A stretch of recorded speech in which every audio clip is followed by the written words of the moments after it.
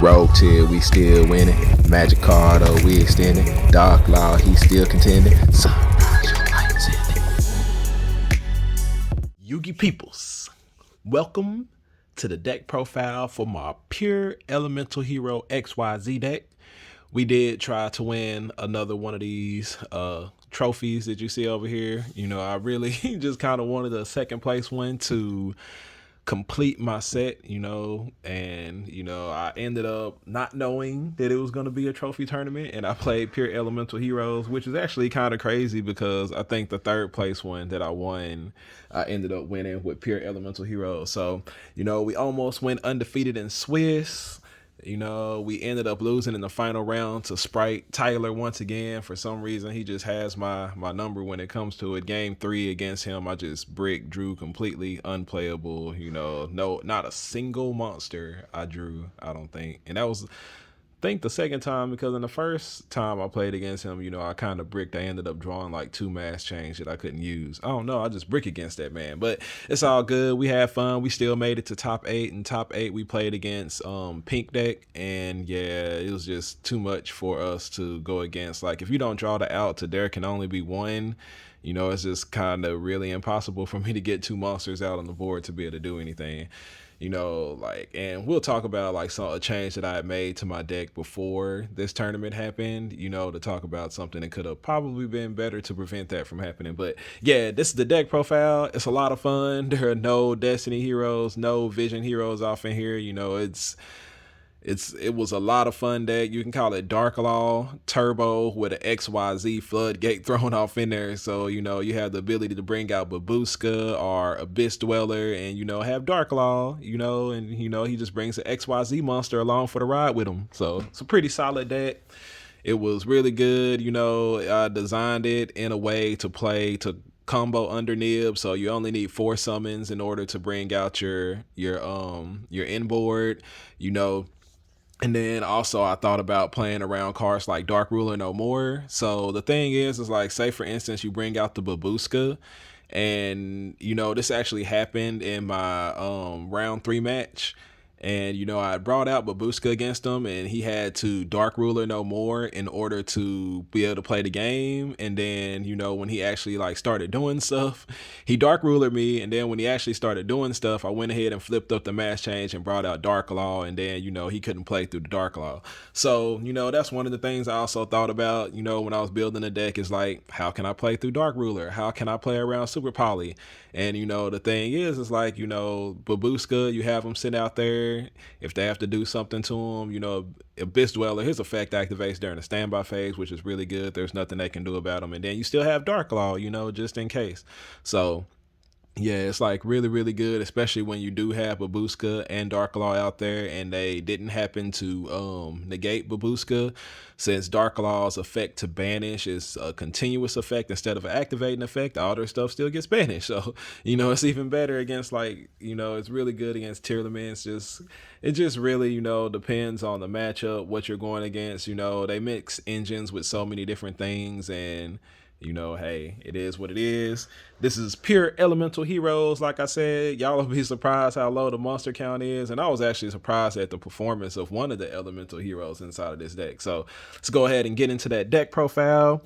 First, we'll do the monster lineup. This card, you hardly never really see this card ran in 3s in a hero deck profile, but he was essential to it. I need that special summon to get another level 4 out on the board, to special summon that Shadow Mist so that I can get the mass change. Sorry for the mixed rarities, but I just never really planned on running 3 of these, but we did that. He's very needed at 3 for the combos, for the way the deck works. So yeah, there you go. A lot of people have been asking about this card, and I even answered somebody's question today. Typically in a hero deck, no, you wouldn't run it, but in this kind of deck, yes, 3 solid soldier is definitely necessary. So we got 3 solid soldier, then 3 Shadow Mist, another one of those cards. Usually it's ran at 2, some people even bold and daring enough to run it at 1, but we ran it at 3 because you really want to make sure to get to your mass change off in here.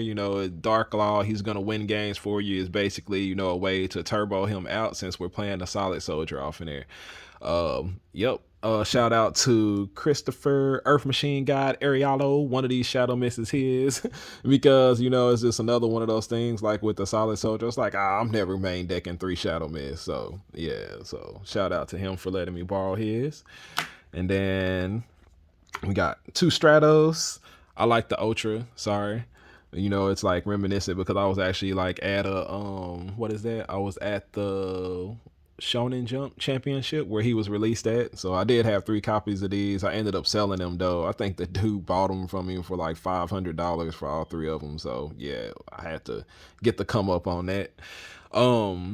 Amazing card needed. You don't really need 3 because you really don't want to summon him alone. Most of the time, you want to be able to special summon him off of a Hero Lives and be able to either grab the Solid Soldier or the Shadow Mist, or in some situations you're gonna grab the other card that I have. So yeah, you just need 2 Stratos. He's good. He's Stratos. And then my last 2 monsters. 1 Spirit of Neos, 1 Liquid Soldier. Liquid Soldier is pretty much my follow-up play. And then the Spirit of Neos, I threw it off in there because I had this really crazy idea, something to do with the extra deck that would maybe help me win games, which we'll get to when I go into the extra deck later. His battle phase effect actually ended up being like tremendous, since a lot of times in most hero decks, when you summon your Stratos, you're searching for something like how do you say, you're searching for something like Malicious or Denier or Liquid Soldier or any of those cards and stuff. And in this deck, since we don't really have all that stuff, he's the next best option. I also decided not to play Honest Neos. Like I really hate drawing that card, y'all. Like, and that was the kind of idea and concept behind this deck, was to avoid like having to play so many bricks. And the thing that sucks about that is like Liquid Soldier is still one of those cards. There were a couple of games where I drew him in my opening hand. I was like, this is what I hate, is having dead cards. So yeah, but the Spirit of Neos, this card put in mad work throughout the whole entire tournament. Just his ability to special summon to go add the instant contact that I'm running. It's the only target for him that I'm running, by the way. And I'll show y'all one of the reasons why later. But yeah, as y'all can see, the monster count is really, really low. Kind of like way back in the Bubble Beat days, we got 1, 2, 3, 4, 5, 6, 7, 8, 9, 10 monsters only. And yeah, I feel like that's all we needed off in here, because y'all know we have so many cards that search them out and everything. So that would get to our going second cards. It's a going first build, but I played plenty of cards for going second. The most effective hand traps that I felt, from watching, different deck profiles and just different stuff like that. We got 3 Effect Veiler, then 3 DD Crow. We got 3 Droplets, 3 Triple Tactics Talents, which I feel like I might actually drop that down to like 2. Like that card, it performs so well against me, and when I see other people doing it, it's just, for me, it just did not work out too good at all. And then 3 Imperms. All right, so meta trends. They say the Ash is kind of dead. It's kind of bad, this format, so I'm not playing Ash off in there. We ended up playing 3, 6, 9, 12, 15 going second cards, which I probably didn't need that many since the deck is like 41 cards, I want to say. And probably could have cut maybe like 2 of these and added in something else a little bit more for a little bit more consistency when it comes to my summons and everything. But all in all, it performed pretty well. If you notice that with most decks, they actually run Nibiru inside of their 12 card hand trap, but Nibiru like really, really clashes with a Hero Lives, and a Hero Lives is very important inside of this deck because we want to be able to get 3 level 4s out on the board, and Hero Lives is one of those cards that just enables that. And when you have the Nibiru out on the board, you cannot activate a Hero Lives because unfortunately, we have old cards. We're not like what is that, Sprite Starter, where you can just activate it all willy-nilly and and just be able to special summon your monster out there and just take like 11 or 1300 or how many ever life points they take, while we have to pay 4k and have no monsters out on the board in order to activate it. So yeah, power creep is real. But so instead of running Nib, I opted for Forbidden Droplet. I felt like it kind of had like the same effect. My opponent has done all these summons, got a pretty nice big board, and we just droplet it instead of nibbing it. And one of the things about this deck, I guess with every hero deck, is we have cards like a Hero Lives, Emergency Call, Rhoda, all those things. And you can just chain droplets, send those. In some cases you might be able to send a Shadow Mist, to go add, just kind of depending on the situation. So instead of Nib, we did run Droplet, and 15 going second cards. I would probably cut maybe two of these, one of these, to add some little bit more consistency to the deck that I could. But all the hand traps performed amazing, did really good. I was actually, there were times where I drew multiple effect veilers, and it was just pretty good. So yep, that's my going second card hands lineup. Only thing I'll probably change about that is the triple tactics talent. So yeah, then we'll go to our spells and traps. Of course, 3 Hero Lives, essential for this kind of deck. 3 mass change. You search for it so easily. I'm not too sure if 3 is necessarily just needed, but because people are playing Effect Veiler and Imperm, I went ahead and ran 3 of them just in case I need to tag my DN out or something like that. Then we got the 3 emergency calls with 2 instant contacts and 1 call by the grave. You hardly ever see emergency call ran at so many inside of hero decks anymore, but it's another one of those things where it was essential for this deck in order for the combos to work exactly as you want it. I wanted to have all 3 of them, that way I always have the option to search for whichever piece I'm missing. If I'm missing a solid soldier, emergency call goes to go get it, just whatever I need. And it can also add the Spirit of Neos to my hand in situations when I need it.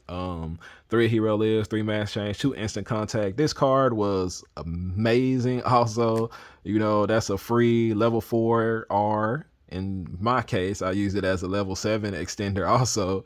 And, Call by the Grave, I think I drew this a couple of times. Like, it was actually really, really good.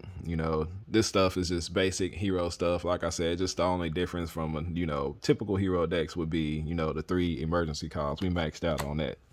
So that's my spell lineup. And then my traps, which also surprised quite a people, but for some reason this is one of the best level 4 extenders.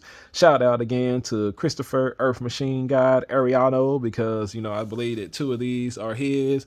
This card was amazing. It allows me to make time 3 redoer when I need to, and then on top of that, it's just a level 4 extender. It's free. I set it, activate it, and we good to go. So this card was really, really helpful throughout the day, especially when I wanted to bring out Time Thief Redoer. So yeah, really like that card. There we go for that one. So that's my main deck. Let me count and see how many cards is 1, 2, 3, 4, 5, 6, 7, 8, 9, 10, 11, 12, 13, 14, 15, 16, 17, 18, 19, 20, 21, 22, 23, 24, 5, 6, 7, 28, 29, 30, 31, 32, 33, 34, 35, 36, 37, 38, 39, 40, 41. Yep, 41 cards. I said the only thing I would probably change is the triple tactics count. Maybe just 1 or 2 of those, add in something else to maybe make the deck a little bit more consistent. All in all, the deck performed. It did exactly what I wanted it to do. And, we had some success with it. It was a lot of fun. Going on to my extra deck now. Shout out to Miguel Rios, who sent these to my boy Die Pay to Win, and he knows that I'm his hero player, and he hooked me up with these extra deck sleeves. They look amazing. I love them. I love that they have the white border on the inside. A lot of people like to run those, the white sleeves, and they do make the cards really pop out when the white border is on the inside. So these are amazing. Shout out to him for hooking us up with these right here. And then, we got my extra deck lineup. Of course, 2 Dark Law. There's some argument where I could have ran 3, but, it never really came up. 2 did come up once. 1 Mass Hero Blast, to get that Stratos effect. Sometimes you need to dodge stuff, and also, sometimes you need to bounce those continuous trap cards when you can. 1 Mass Hero DN. This boy made an appearance. I want to say he made multiple appearances, but even in my round 1 match, I was like, man, let's bring out the boy DN and do some crazy stuff. So, him with having another level 4 on the board, you get the special summon a level 4, and then you can make an Exceed, and I think in that case, I made a Abyss Dweller that's really, really good this format. So yeah. Then my instant contact targets, a level 7 and a level 4, sunrise. Like, you're not gonna get his effect. There, as y'all see, there was no miracle fusion off in here. Y'all might ask, why no poly? Why no miracle fusion? Why no Vion? And it's mostly because, like, I wanted to avoid drawing those cards. I hate when they're dead inside of my hand. Poly is not dead so much, but there are just times where you really don't want to draw that card. So yeah, so that was the idea and kind of concept behind this deck. So we got those right there. And then for the rest of the cards in my extra deck, y'all are gonna kind of laugh, but we got the typical rank 4s that I bring out. Abyss Dweller being MVP. I pretty much brought him out. Even against Earth Machines, I brought him out because I was like, man, they have the effects that shuffle them into the deck to draw. There are some effects off in there that special summon themselves. So Abyss Dweller was actually really good, like, throughout the entire day. I don't think there was a deck that I played against it. Oh, well, except for I played against Flunder in round 2, and I hate that I missed the recording of that video, y'all. It was crazy. But yeah, so we got the Abyss Dweller, Babushka, and Time Thief Redoer, just depending on the situation, and all 3 of these cards, I used all 3 of them throughout the day, and they all performed and did amazing in every single way. So yep, we got those 3. And then, one of the changes that I ended up making to the deck, which may not have been so good, I used to like playing pure Zodiac. And so with this, I was able to make whatchamacallit, a 6 material Zeus, which I did do twice. Twice during the tournament, I made a 6 material Zeus, which is not bad. The first time he got Icarus attacked by the goddamn Flunder. Like, oh, who does that, bro?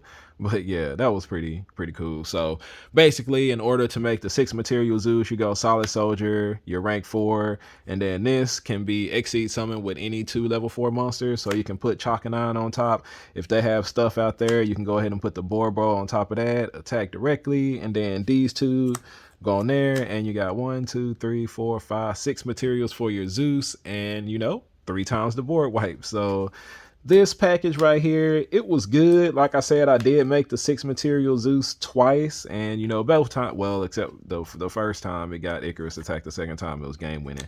But I had to take Tornado Dragon out, which it kind of sucked because I think I went first against that Eldlich player. Like, even in game 2, I could have brought out the Tornado Dragon and been able to pop stuff if he didn't draw Eldlich the Golden Lord.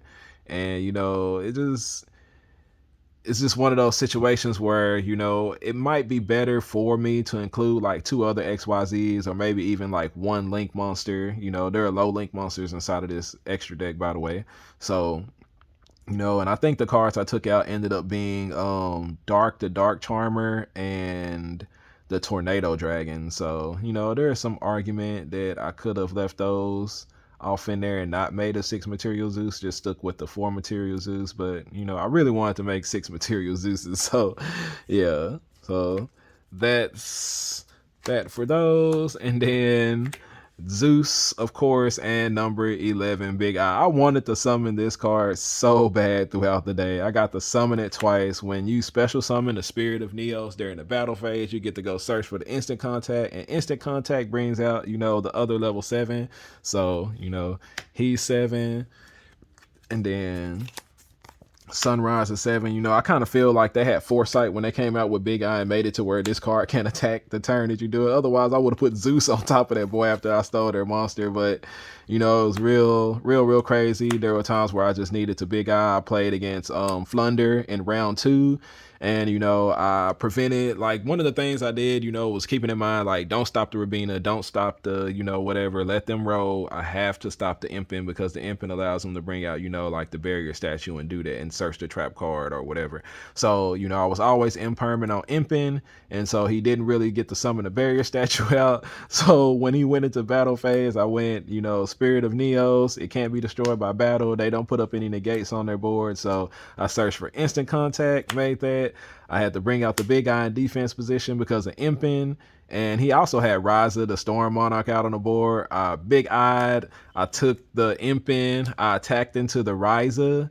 and I attacked into the rise. I had to banish the Shadow Mist to half the Rise's attack, and then I also had one of my side deck cards, so it just ended up being a complete blowout. And then the other time I had Big Eye out, I stole like a big monster that I was having trouble like getting attack over. But yeah, this Big Eye was really cool. So yeah, I had a lot of fun with this deck, y'all. I did a lot of surprising things, a lot of things that people wouldn't, things that people wouldn't expect.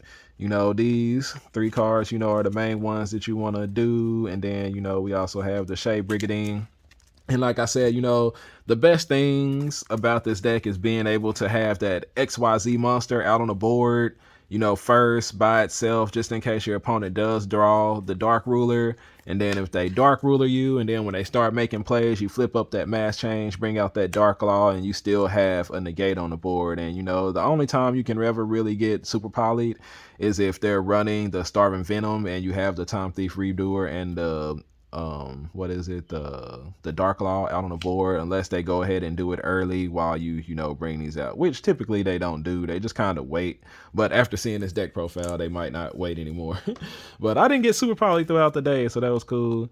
And yeah, 41 cards, 15 card. We'll go into the extra deck now. Man, I love these sleeves. We'll go into the extra deck, the side deck. 3 Ghost Bell, you know, Tearlaments, you know, top of the line deck. And then, you know, pretty much Ghost Bell is like really, really good. And it's crazy that I had all these cards in my side deck for the Eldlich matchup, and, you know, just not presumably for the Eldlich matchup. And I ended up getting too old in that matchup. I just didn't draw, you know, well enough to be able to stop all the pink cards. So, you know, look at this. 2 Lightning Storms, 3 Cosmic Cyclones. Like, this stuff was literally like good, all good against Eldlich, and it just did not help get me where I needed to. Then of course 3D Barrier. Sword Soul is pretty popular at my local, so is like Tearlaments, Heroes, you know, all that stuff. So D Barrier is really good against all those. 3 Deck Devies, because we are playing Dark Law Turbo, so if they negate my Dark Law, get rid of it against a lot of decks, like even against the Flunder match, the Sprite matchup, you know, just different things, which, you know, it's so crazy that Tyler keeps letting me go first, and I just, both game 3s, I think that I ended up going first, and I just did not get the Deck Devi to be able to Deck Devi him, and it just, would have just pretty much nuked him. And then, you know, rest in peace to Red Reboot. This card is gone, you know, which I didn't do a ban list video, but let me give y'all my 2 cents about banning this card. It sucks, like really, really bad. Like, this was like the only card, you know, if you were lucky enough to draw, this was the only card that you could draw to stop cards like Deck Devi, Eradicator, Epidemic Virus, D Barrier, you know. Otherwise, those cards now just pretty much go unchecked, and it's like, what can you do about them going second? They just flip it up, and you just usually lose the game to whatever floodgate trap they're about to, you know, hit you with. So, you know, that kind of sucks. You know, it is what it is. I don't know. Yeah. We're not going to go into that, but, you know, I did get the Deck Devi twice. It was amazing both times, you know, especially against the Flunder matchup. When I Deck Devi, Big Eye is a dark monster, so we Deck Devi that and nuked his entire board and hand and just everything. It was crazy. So yeah, that's the deck, the side deck, the extra deck. Y'all let me know what y'all think. You know, I'm always trying to do something different, something crazy with heroes, and this ended up being a pure E-hero deck, you know, and it worked amazing. It did what it did. It was very anti-meta-ish. There, you know, those are the MVPs of the deck right there. You know, if y'all try it out, y'all let me know how it works out for y'all. Let me know, you know, what changes or whatever you make to it and how it works out for you. You know, this is kind of like my Assault Day, or what do you call it? My DPE Dark Law Turbo deck that I took to the Lubbock Regional, you know, back at when regionals first started up again, except, you know, there no Verte Anaconda, there are no Destiny Heroes off in here. But this kind of had the same idea, because even with that deck, you know, it was 4 summons, play under nib, and I felt like that was the main thing to do with people playing 3 nibs. Like, even my round 1, or not my round 1, but when I played against Tyler, you know, he was like, you see when he drew his opening hand, he was excited because he had nib in his hand, and it sat in his hand because, you know, we only need to summon 4 times with this deck. So You know, if you're looking for something different to play and you still want to play heroes, or say you know, just want to play old elemental heroes, you know, this will be the build for you. Cheap, easy, efficient. You know, it does what it needs to do. And I think there was one other thing I wanted to say about it. Oh yeah, the low monster count. And I think it's just like, you know, like I said, I'm trying to find like maybe something to replace these two, maybe just one of them. Like I was really thinking about playing like Pot of Desires, because you know it doesn't, there's nothing really off inside of here, you know, like how we run Poly and Miracle Fusion and stuff like that inside of the deck. You know, the only thing that I would just hate to hit my Spirit of Neos, you know, or to hit, you know, both instant contact. So, but you know, Pot of Desires is something to think about. Also, Pot of Prosperity could also be good, because you're typically not going to use everything inside of the extra deck. Usually if you're going first, you know, you could actually probably get rid of a lot of this stuff depending on the matchup that you're going into. So yeah, so probably maybe Pot of Prosperity would have been better. So y'all let me know what y'all think. I know a lot of people have been asking for this deck profile. I hope y'all liked it. I hope you enjoyed it. I appreciate y'all for staying a while to listen, and I will catch y'all on the next video.